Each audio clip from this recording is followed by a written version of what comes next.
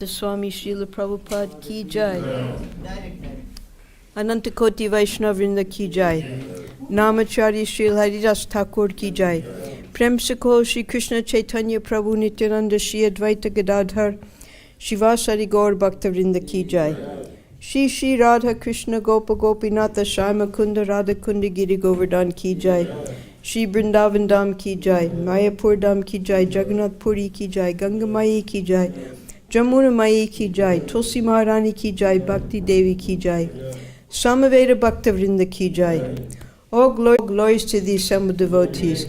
All glories to Shri Shri Guru and Gauranga. All glories to Srila Prabhupada. Om Namo Bhagavate Vasudevaya. Om Namo Bhagavate Vasudevaya. Om Namo Bhagavate Vasudevaya. Today is a very auspicious day. We're beginning the reading of Volume 2, entitled Planting the Seed.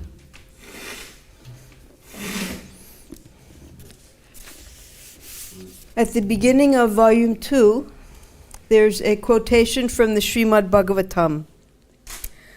Lord Chaitanya says that the living entities, bound up by fruitive activities, are wandering throughout the whole universe. And if by some chance or pious activities they get in touch with a bona fide spiritual master, by the grace of Krishna, then they get the seed of devotional service. After getting this seed, if one sows it within his heart and pours water on it, by hearing and chanting, the seed grows into a big plant, and there are fruits and flowers which the living entity can enjoy even in this material world. So you can say that's the guiding light of what we're about to read in this volume. This is New York City, only 1 year, taking for a whole, we remember in the Lifetime in Preparation, Satsvarup Maharaj covered 65 years of Prabhupada's life. But so much happened in this 1 year in Prabhupada's life that it took this entire volume.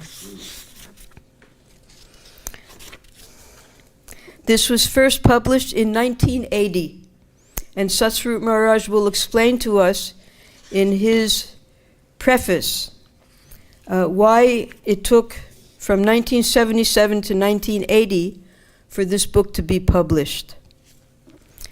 So we have here, at the beginning of the book, a foreword, a preface, and then an introduction. So the foreword was written by one of the best friends of ISKCON. His name is Dr. Thomas J. Hopkins. He was the chairman of the Department of Religious Studies at the Franklin and Marshall College in Lancaster, Pennsylvania. I'll just tell you a little bit. This is Dr. Hopkins when he was a young man. When Prabhupada first came to 26 Second Avenue in 1966, Dr. Hopkins at that time was a student. And he had a very amazing academic history. He started out with a bachelor's in physics. He went on to a master's degree at the best technological institute, MIT, Massachusetts Institute of Technology. He got his master's degree in mechanical engineering.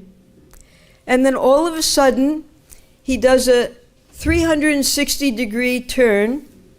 He joins the Harvard Divinity School, and he gets another bachelor's degree in divinity, and then a master's degree in divinity.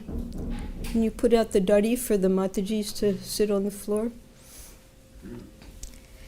And then he does a PhD, the first time in America, on Chaitanya Bhakti in the Bhagavad Purana. That was and he got that from Yale University. So here is a gentleman highly educated in the Bhakti philosophy according to Bhagavad Purana. He explained that it was so difficult for him to even find Bhagavad Purana when he wanted to do his thesis and dissertation. He had to borrow the only copy that was available from the Harvard Library, and they made him microfilm it, and from that microfilm he was able to do his dissertation. And then, because he had a wonderful sense of humor, he said, now, because of what Srila Prabhupada was able to accomplish, now any airport you go to, you'll meet a devotee and they'll hand you Srimad Bhagavatam. So when Dr. Hopkins first went to meet he was very interested. He had heard about this Swami who had come from India. He was teaching bhakti, exactly what he was studying. So he went to the 26 Second Avenue Temple. And because he was a scholar, he knew Sanskrit. He had studied the commentaries of Sridhar Swami, of Jiva Goswami. He knew the history of Gaudiya Vaishnavism. He knew all about Bhaktivinoda Thakur and Bhaktisiddhanta Saraswati. And then he met the devotees at 26 Second Avenue in 1966, and he saw they were so sincere about this devotional path of bhakti, but they didn't know anything. And he couldn't put the two things together. That how did they learn about bhakti and they don't even know the whole history of the tradition? And then he met Srila Prabhupada. And he said, then I understood everything. Because these students of Srila Prabhupada, they had imbibed everything from their teacher. And then Dr. Hopkins, because at the 50th anniversary of ISKCON, there was a congregation of the 35 top professors throughout the country who had contact with ISKCON, who were friends of ISKCON, who had given lectures and invited Srila Prabhupada and the devotees to their seminars and classes. They had a very close bond with ISKCON. So they were celebrating 1996, the centennial, the 50th anniversary, excuse me. 2016. When was it? 2016? 2016. Okay, excuse me. It might have been 1996 then that this was. So Dr. Hopkins, he explained, because he knew about the history of all the religions of the world. He said, Srila Prabhupada, he is actually on the level of spiritual leaders such as Jesus Christ and Muhammad. But Srila Prabhupada did more than these two, and he proved it. He said that both of these spiritual leaders who began world religions that are to this day very prominent, they preached amongst their own people. Their followers were all adults. Some of them had their family members assisting them, such as Muhammad. And it was to their contemporaries.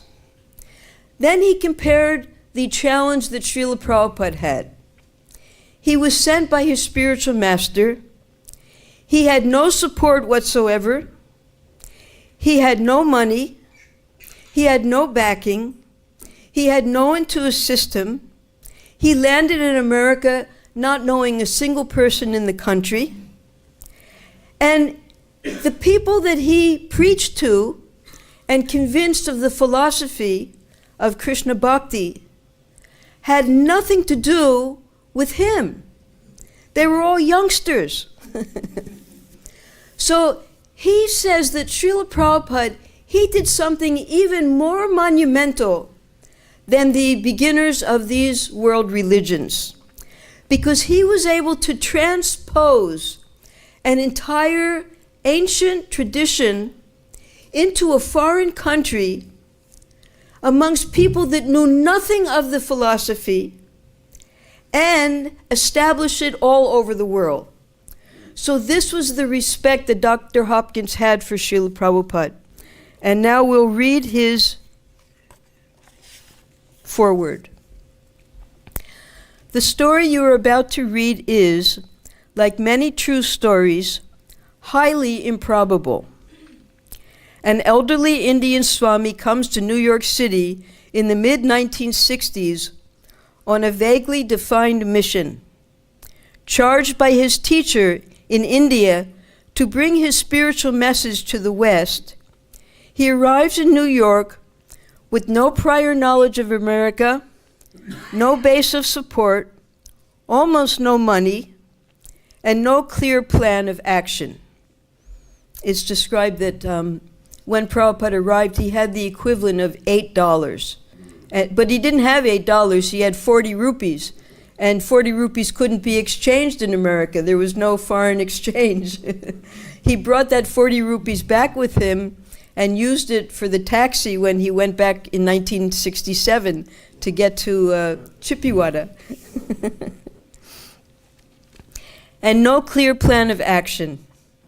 He moves about the city somewhat aimlessly, lives for a while in an artist's loft on the Bowery, and finally, with help from a very few early followers, rents a storefront building in the area known as East Village, the heart of the 1960s drug and counterculture movement. There he begins to preach an unlikely message of sexual restraint, abstention from drugs, and purity of mind and body, and in behalf of devotion to the Hindu god Krishna. What follows is a remarkable tale of faith, determination, and success beyond anyone's expectation. The present volume gives only the beginnings of the story, but it tells us in fascinating detail how the first seeds of success were planted in what seems such unpromising ground. It is a very human story, with a very human A.C. Bhaktivedanta Swami at the center. Religions are a composite of many factors. Now this is when, you see, sometimes we have what's called our conscience. Now we know it's the Paramatma, but in English terms, because they don't understand who the Paramatma is, they call it our conscience. That we're doing something and our conscience is saying, no, you do it this way, this is the right way, like that. So Dr. Hopkins, I would say he was the conscience of our ISKCON. And the head of we have an Oxford Religious Studies Center in England, UK. And the Sonak Rishi, he's in charge of that. He has different speakers come, and the chairman, he invited Dr. Hopkins to be the chairman. So he gave an example of Dr. Hopkins and how he assisted ISKCON. It's just a small example, but it says so much. Dr. Hopkins came to him one day. He said, you know, I was reading in Srila Prabhupada's books that cleanliness is a very important part of the philosophy for Brahminical culture. And Sonak Rishi said, yes, that's true, Prabhupada says that. And then Dr. Hopkins looked at him and he says, have you ever seen your kitchen? Now, what Dr. Hopkins was trying to do was, because he had studied the world religions and what happens after the Acharya disappears, he was always warning the devotees that now, while history is being made, you have to chronicle and document it. Because you are the people who are living in these historic times with Srila Prabhupada. And you are the people who will be able to best tell the story of how Prabhupada accomplished such a great task. So he said, it should not be done by a scholar or an outside person. It must be done by the people who actually assisted Prabhupada in this movement. So he was always encouraging the devotees that you have to write about what Prabhupada is doing, keep a history, and you have to study where the weaknesses are in the philosophy, in the movement, and how to overcome these weaknesses by looking at the problems that other world religions had, because so many of them are paralleled. When the leader leaves behind the followers, there's often a decline, and then a building up again. So he was just like a conscience for the young devotees, because he knew so much about our tradition that we didn't even know, and he wanted this to be successful. Now he goes on here. Religions are a composite of many factors, some of which are largely collective products, such as social movements, institutions, and systems of belief and practice. The history of religions is often put in terms of these relatively objective factors, so that religious history becomes part of the more general history of various times and places. The story of Bhaktivedanta Swami reminds us forcefully that there are other factors, more personal and elusive, which also shape the history of world religion. Social and cultural factors make a difference, but so also do individuals. Holy men, saints, religious leaders, and their often flawed, but faithful followers. The value of this book is the way in which it brings together these two dimensions, social history and individuals, to describe the founding of a major religious movement. So here's one of the leading scholars in world religions saying that this movement that Prabhupada began, International Society for Krishna Consciousness, is a major religious movement. The temporal setting of the story is important. The 1960s was a unique period in American history, a time when major changes were taking place in our society. The place is also important, since New York City in general and East Village in particular were on the leading edge of these changes. The author of this biography was very much a part of this time. The author of this biography means Satsvarup Das Goswami. Was very much a part of this time and place as one of Bhaktivedanta Swami's earliest disciples in New York. So Satsvarup Maharaj had begun attending. He had just gotten out of the Navy. He came from a Catholic background, and he was looking for some spiritual purpose in life. And he began attending Prabhupada's lectures at 26 Second Avenue. And at the time of the first initiations on Janmashtami and Prabhupada's appearance day, he was offered the initiation, but he felt that he wasn't yet ready to fully dedicate himself. So, but then on Radhastami, he and two other devotees who were not able to be present at that time, Achyutananda, Kirtanananda, and Satsvarup Das, they were all initiated just 15 days later. So he was one of the earliest disciples of Srila Prabhupada who watched the development of the movement from the very first days. And he's written many, many books. We have all of Satsvarup Maharaj's books in our library, in Prabhupada's library. And he goes into such minute detail of the early days with Srila Prabhupada at 26 Second Avenue. There was just so much he could fit into a book. But he's written many, many books about this time, and it does us good to read these books. From his own recollections, from recordings and writings of the time, and from extensive interviews with other participants, he has put together a series of striking vignettes of the 1960s that have independent historical value. Threading through these scenes, however, and binding the individuals together in collective effort, is the dominant figure of A.C. Bhaktivedanta Swami. Bhaktivedanta Swami seems curiously out of place in this setting.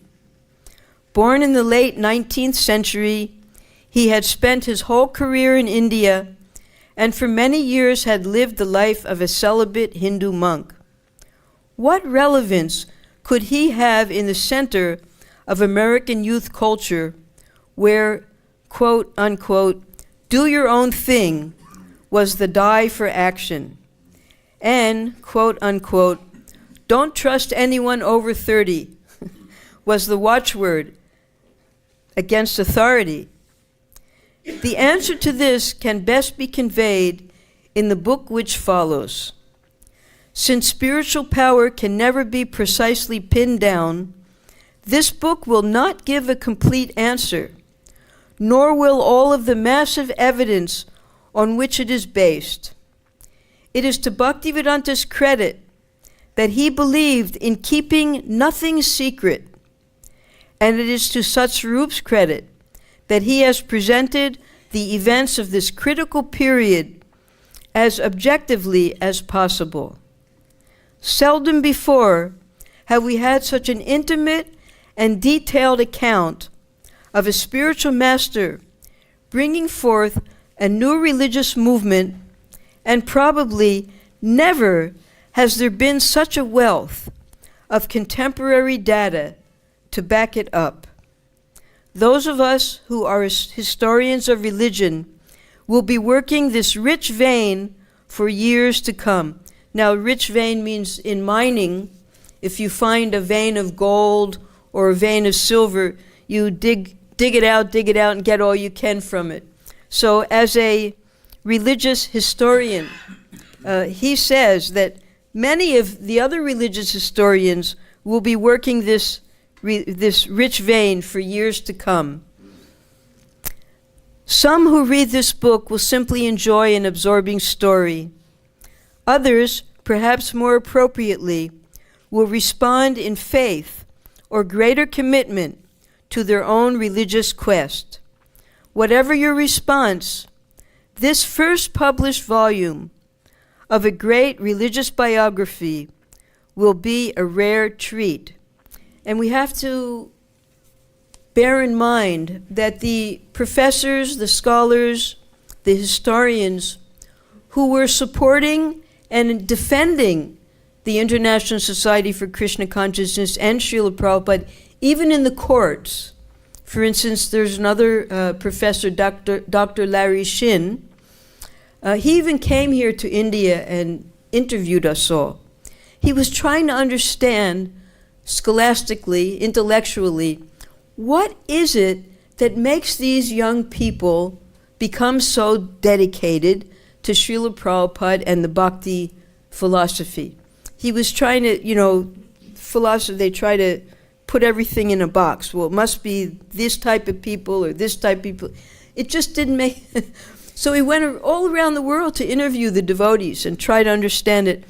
And when the court cases came up, for instance, the Robin George case and the New Vrindavan, which was a great debacle in America, he went to court to defend ISKCON.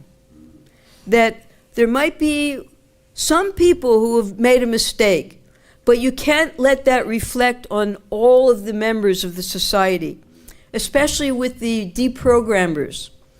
The deprogrammers, they were trying to put all of the cults into one bag and saying that all cults are dangerous. So these professors and scholars, they would go out of their way, even to the courts, to prove that the International Society is not a cult. It's based on an ancient tradition. There are Vedic scriptures that have been locked up in Sanskrit, that for the first time have been translated by A.C. Bhaktivedanta Swami. These are his students. He's teaching them Sanskrit, he's teaching them verses, he's teaching them philosophy. This is not a cult. This is a genuine world religion. So these scholars, they did tremendous assistance when the devotees in our neophyte stage, in our infantile stage, did not understand our own culture that we were following, and they helped us. So now he signs Dr. Thomas J. Hopkins, Chairman, Department of Religious Studies, Franklin and Marshall College, Lancaster, Pennsylvania. So this is as a young man. This is at the Harvard Divinity School when they had the meeting of all of the great scholars from all over America. Now, one of these scholars, he was at Harvard, he was in charge of the Department of Islamic Studies. And he was a student in 1968 at Harvard when Prabhupada was invited to speak to the religious department.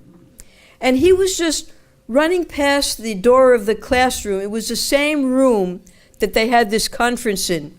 He was running past and he looked in the door and he saw a Swami sitting cross-legged in Padma Asan giving a lecture. And he couldn't say, what? This is Harvard, Harvard University. What's a Swami doing here? And he was so drawn that he went in to hear Prabhupada's lecture. And then now, 50 years later, whatever it was, he was speaking on behalf of the credibility and the basic that it is not a cult, it's a genuine religion, and he has watched for the last 50 years this society grow, and he was always ready to assist. All right, so now this is 50 years later, Dr. Hopkins. Next. Now we see this is our godbrother, Garuda Das. Dr.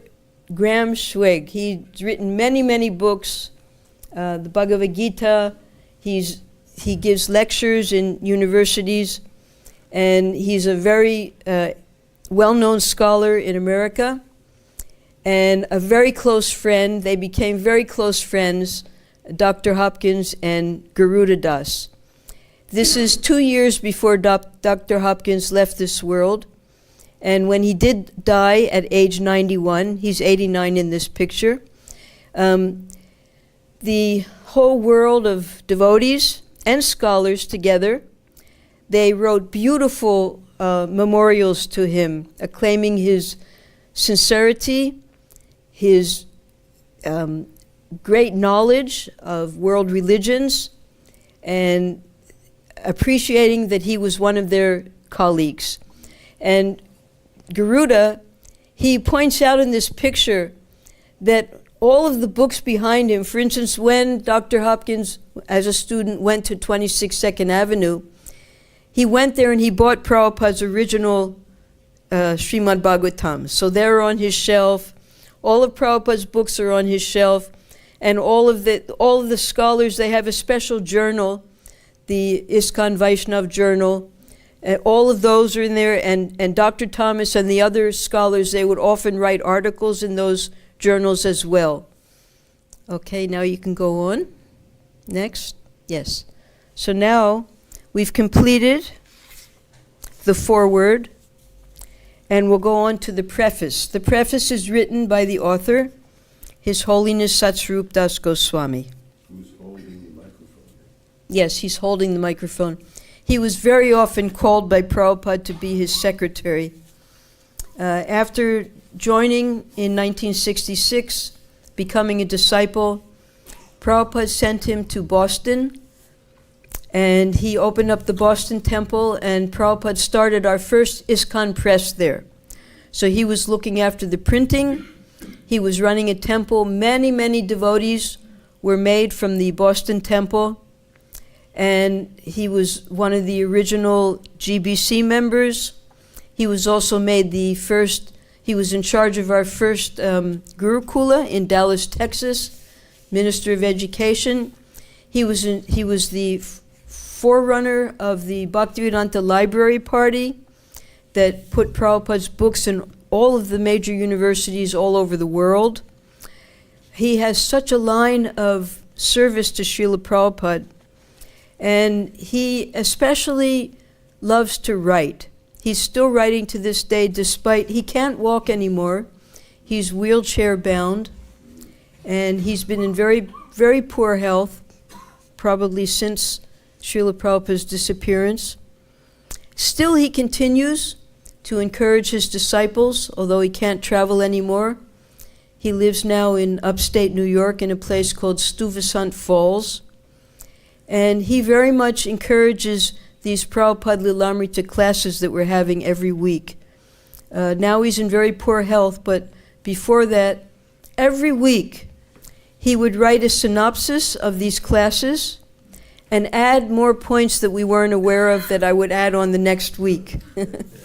So if Satsvarup Maharaj is listening, or if any of his disciples are listening, please offer my prayers to Satsvarup Maharaj and ask him to please continue sending us more information for us to share, because he just couldn't put everything in the books. Now we'll begin his preface. Prabhupada also put him in charge of Back to Godhead. Back to God, yes, he was the editor of Back to Godhead as well. So many services he did for Srila Prabhupada.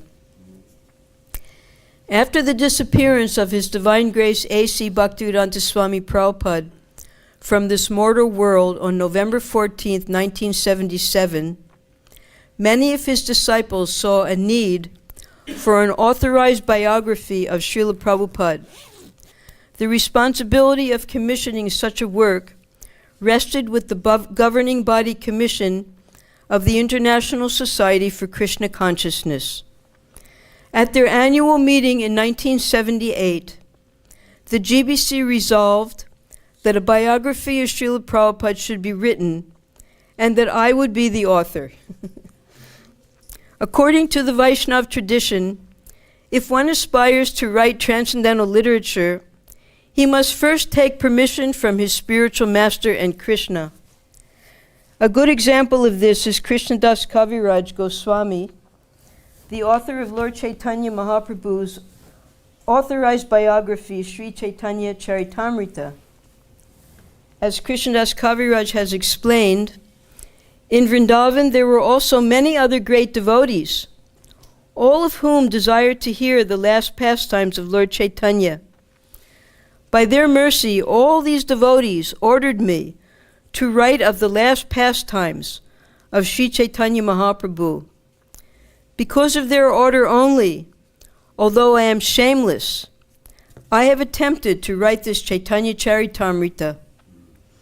Having received the order of the Vaishnavas, but being anxious within my heart, I went back to the temple of Madan Mohan in Vrindavan to ask his permission also.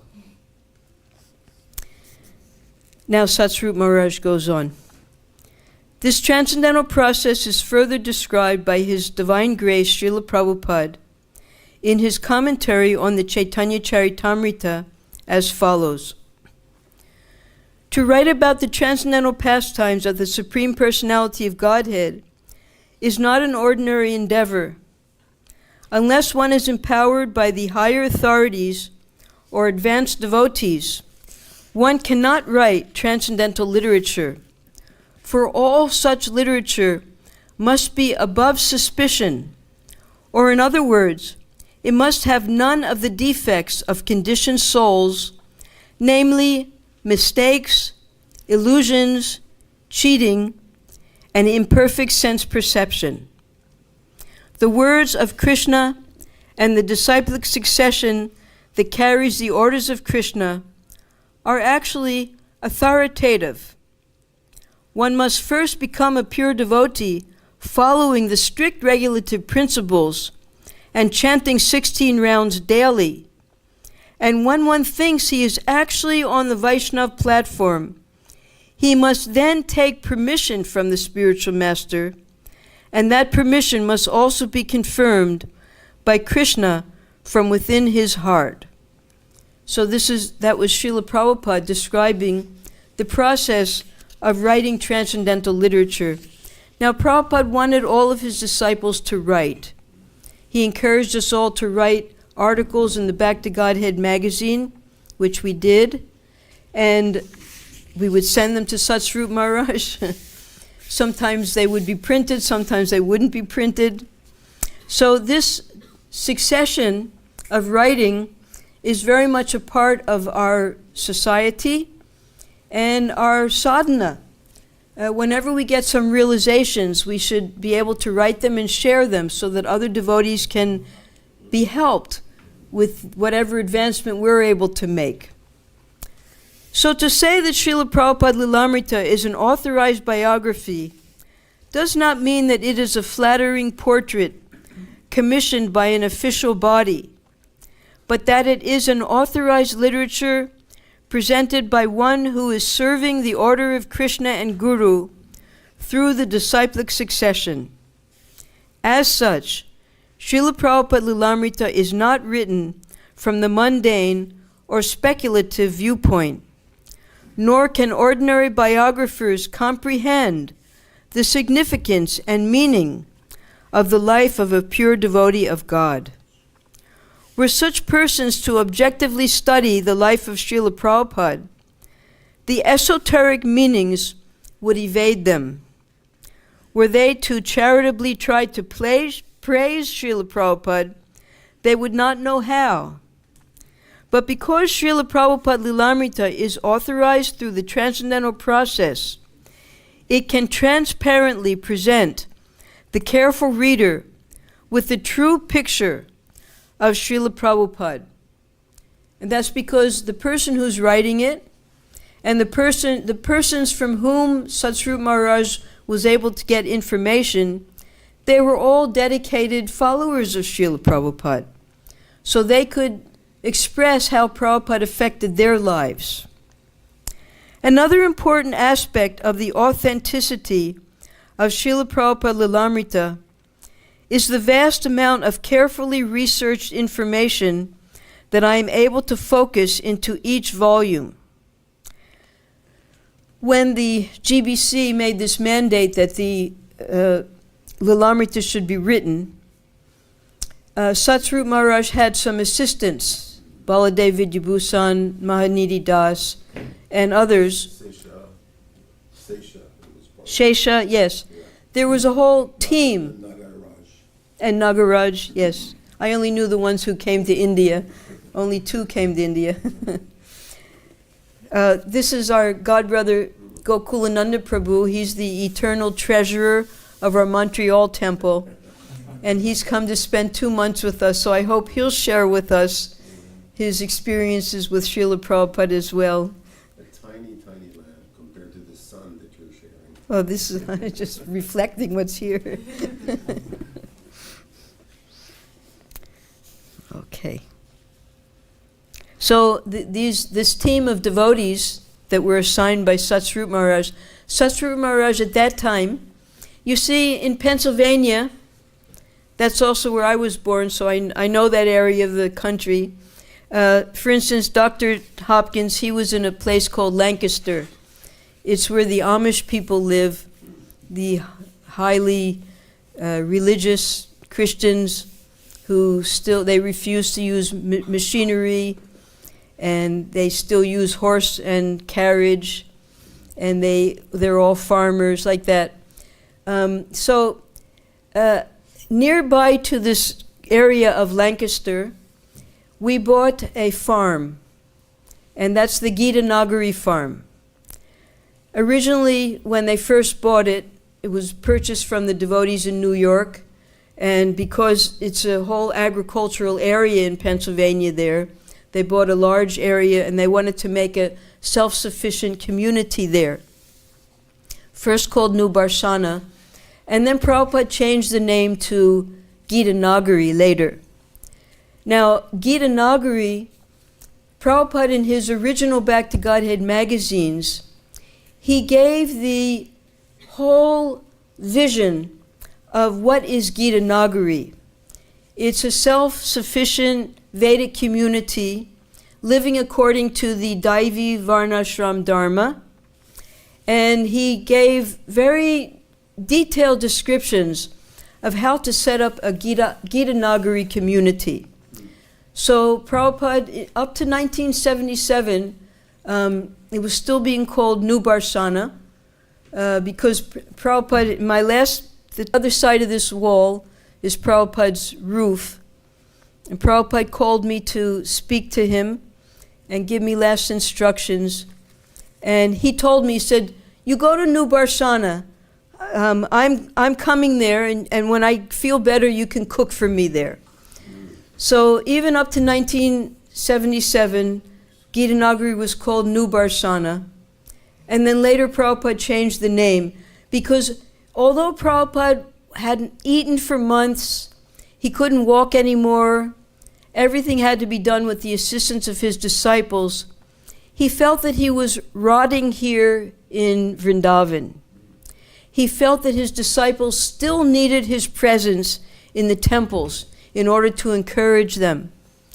So from this gate that's right outside here, Prabhupada was carried in his chair, and a mattress was put on the ambassador car, the back seat, and Prabhupada was lied down on that ambassador car back seat mattress, and he insisted on going for his last preaching tour. And his tour was going to be first London, so that he could see all of his disciples in Europe. They all came to see Prabhupada. Then he was going to go on to New York, because New York was the hub of the East Coast temples. Then he was going to go stay in Gita Nagari to set up our first self-sufficient farm. Then from there to Los Angeles, then because that Los Angeles was our world headquarters, and then he was going to stay in Hawaii. Prabhupada had a whole plan of his preaching tour in 1977. In Hawaii, he was going to continue his translations and complete the Srimad Bhagavatam, his life's work. So we know that Srila Prabhupada, he only made it to London, and then he realized it's time for him to go, and he told his disciples, take me back to Vrindavan. So he didn't complete this last tour, but one of the main reasons Prabhupada wanted to go to America was to set up this Gita Nagari farm. So when Satsvarup Maharaj was given this assignment by the GBC, he went to Gita Nagari, and all the files and the secretaries and the doing the dictations, and he had so many assistants. He was also a guru at that time. He had disciples who were assisting him. So that was where most of the work went on in the writing of the Prabhupada Lilamrita.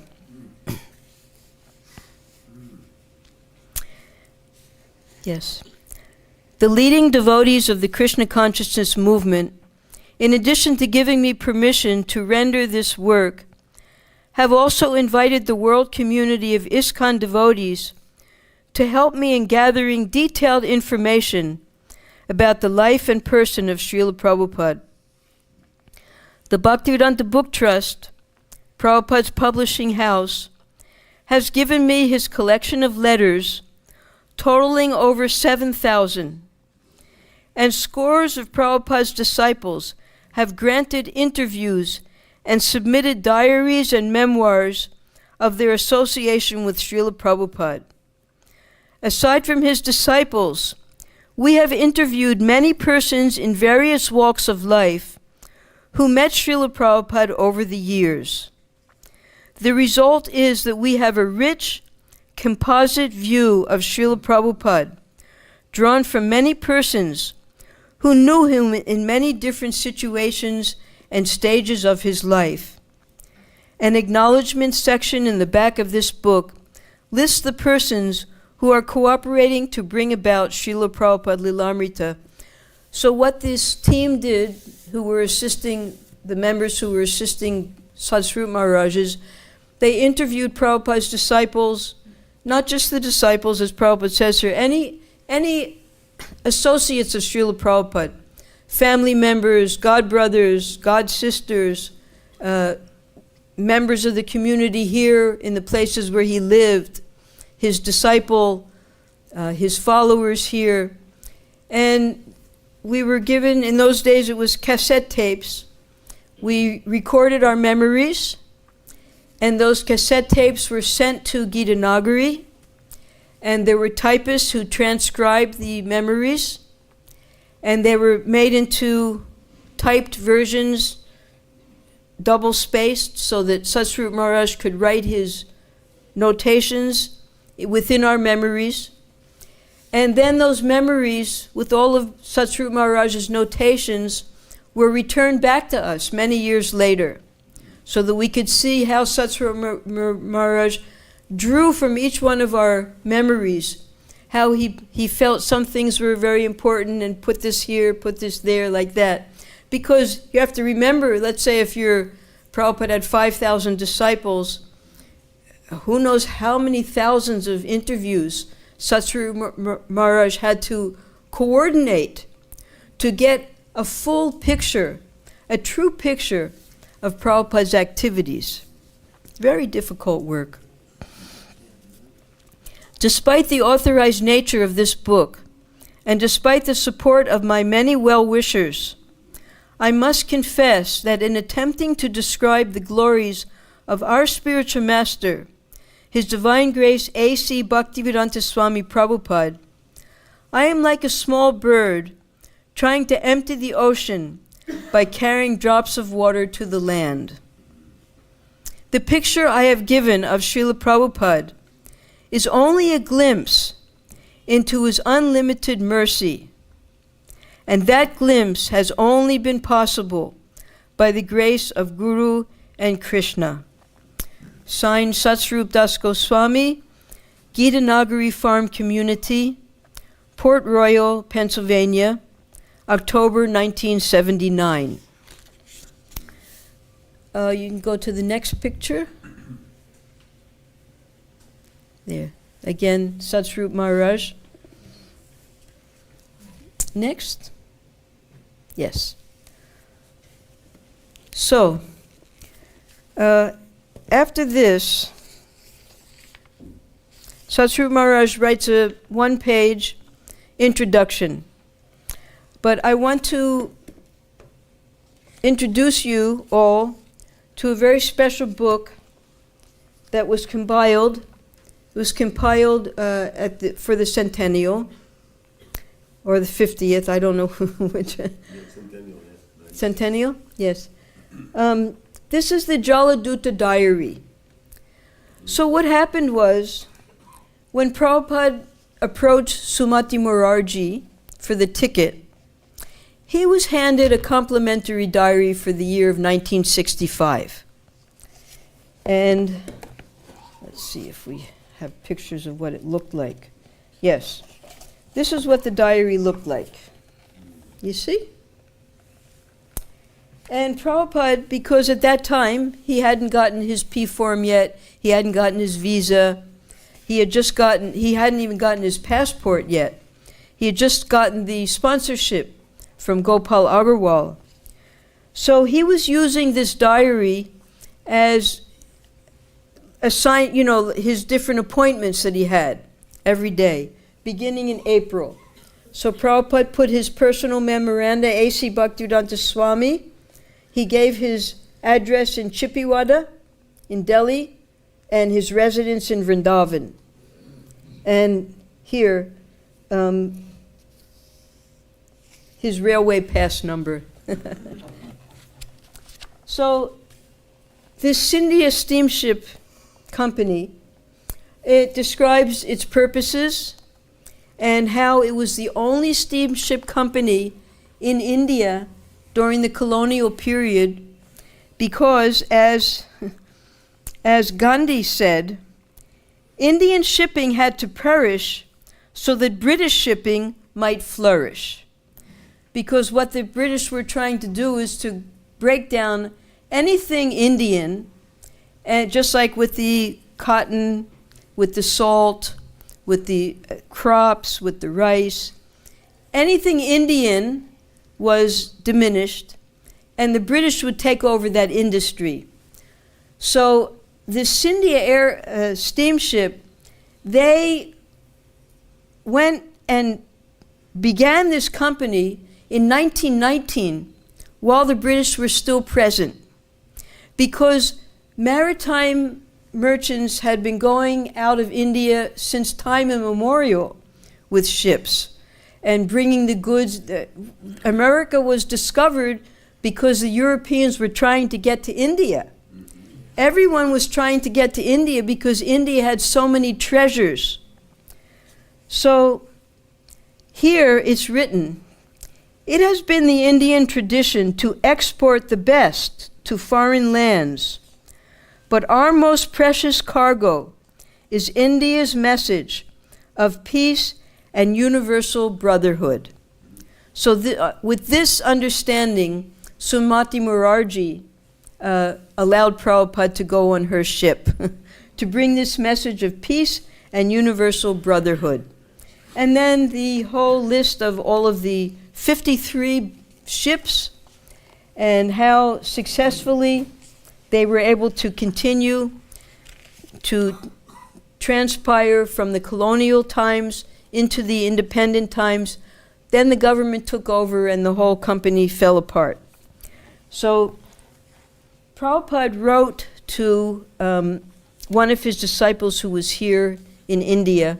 Prabhupada gave sannyas to 2 disciples here when he first came back to India in 1970.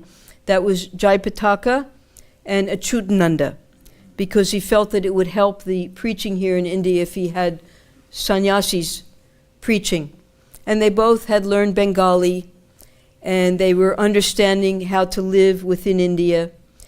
So Prabhupada wrote to Achyutananda that it's very important to preserve the handwriting of the Acharya.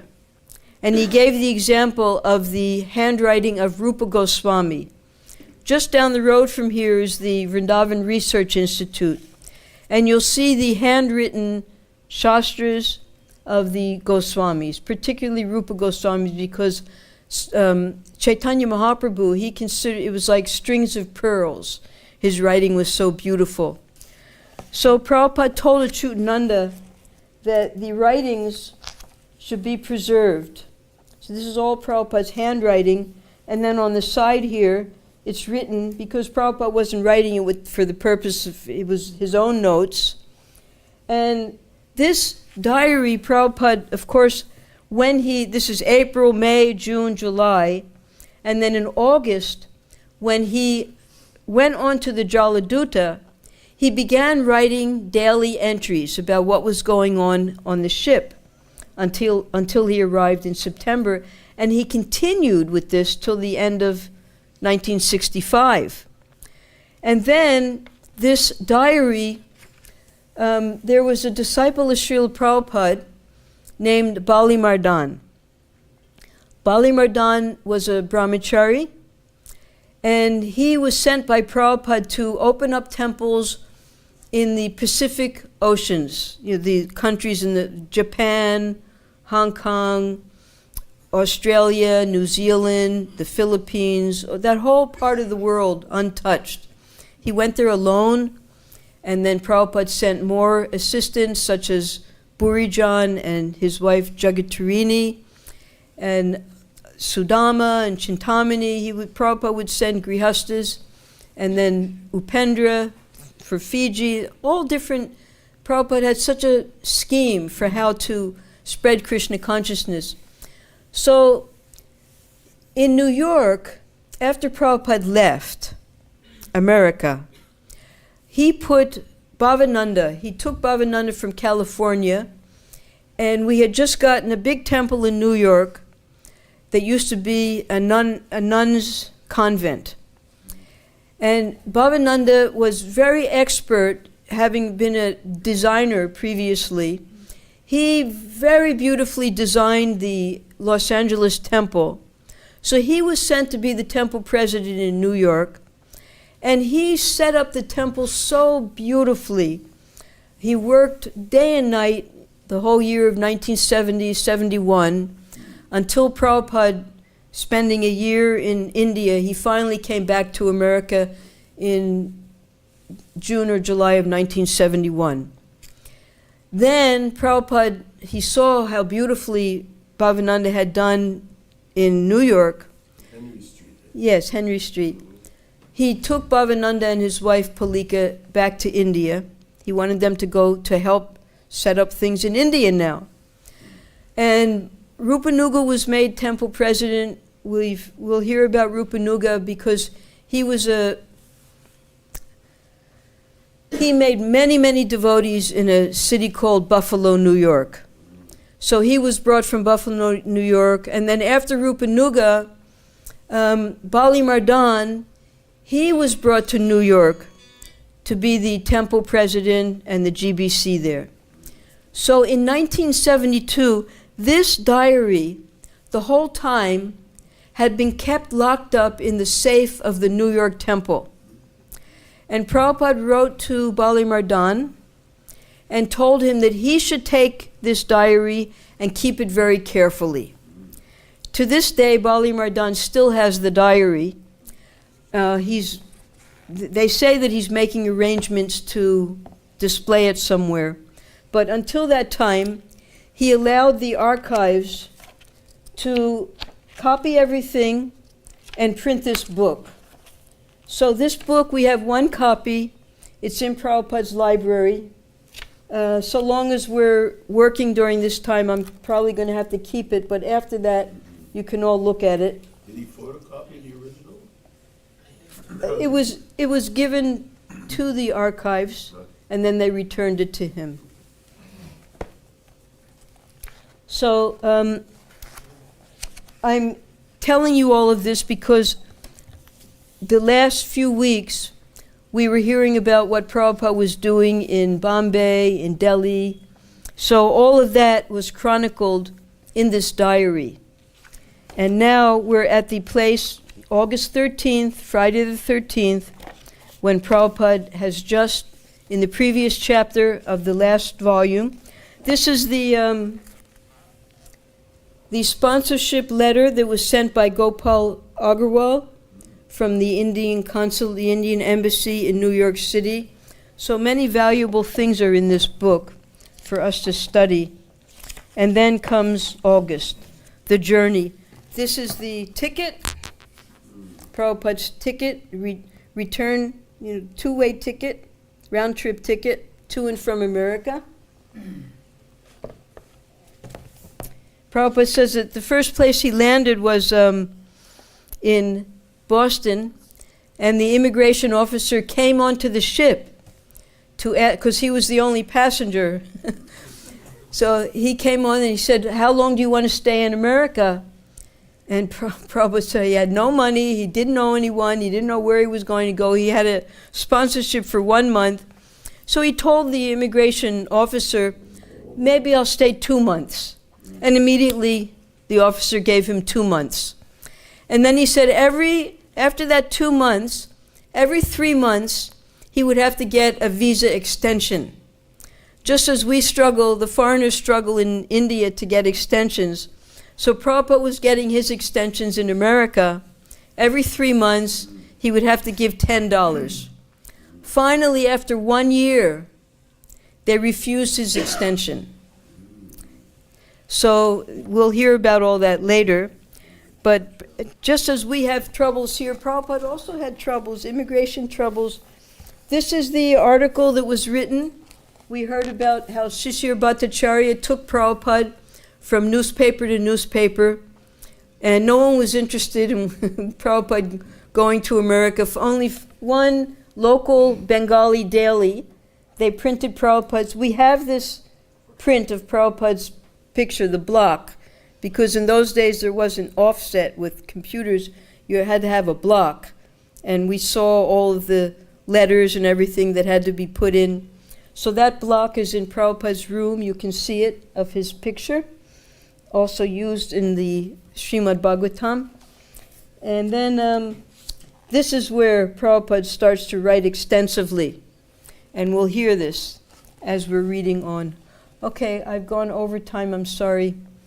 Next week we'll begin with the introduction. All glories to Srila Prabhupada. Hare Krishna. Jai. You're mining the vein. Yes, my